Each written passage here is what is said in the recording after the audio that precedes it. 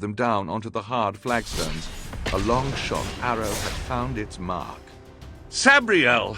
Touchstone shouted, voice high with fear and anger.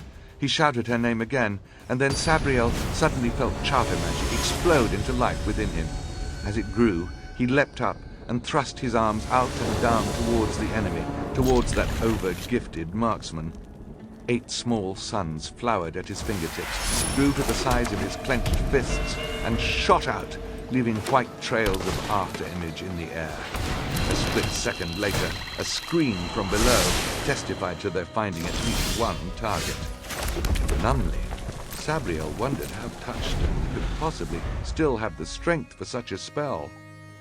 Wonder became surprise as he suddenly bent and lifted her up, pack and all, cradling her in his arms, all in one easy motion. She screamed a little as the arrow shifted in her side, but Touchstone didn't seem to notice. He threw his head back, roared out an animal-like challenge, and started to run up the road, gathering speed from an ungainly lurch to an inhuman sprint. Froth burst from his lips, blowing out over his chin and onto Sabriel. Every vein and muscle in his neck and face corded out, and his eyes went wild with unseeing energy. He was berserk, and nothing could stop him now save total dismemberment. Sabriel shivered at his grasp and turned her face into his chest, too disturbed to look on the savage, snorting face that bore so little resemblance to the Touchstone she knew. But at least he was running away from the enemy. On he ran, leaving the road, climbing over the tumbled stones of what had once been a gateway, hardly pausing, jumping from one rock to another with goat-like precision.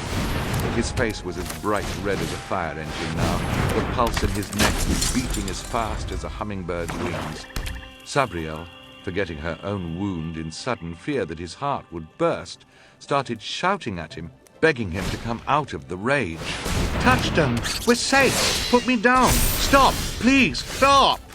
He didn't hear her, his whole concentration bent on their path. Through the ruined gateway he ran, on along a walled path, nostrils wide, head darting from side to side like a scent-following hound. "Touchstone!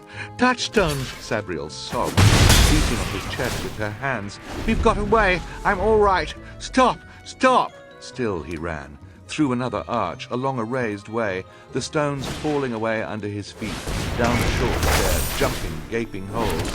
A closed door halted him, and Sabriel breathed a sigh of relief, but he kicked at it viciously till the rotten wood collapsed and he could back through, carefully shielding Sabriel from splinters.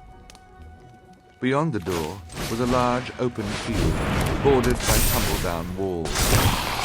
Tall weeds covered the expanse, with the occasional stunted soft-stone tree rising above it. Right at the western edge, perched where a wall had long since tumbled on the hill, there were 2 paper windows, one facing south and the other north, and 2 people, indistinct silhouettes, bordered with the flaming orange of the afternoon sun that was sinking down behind them.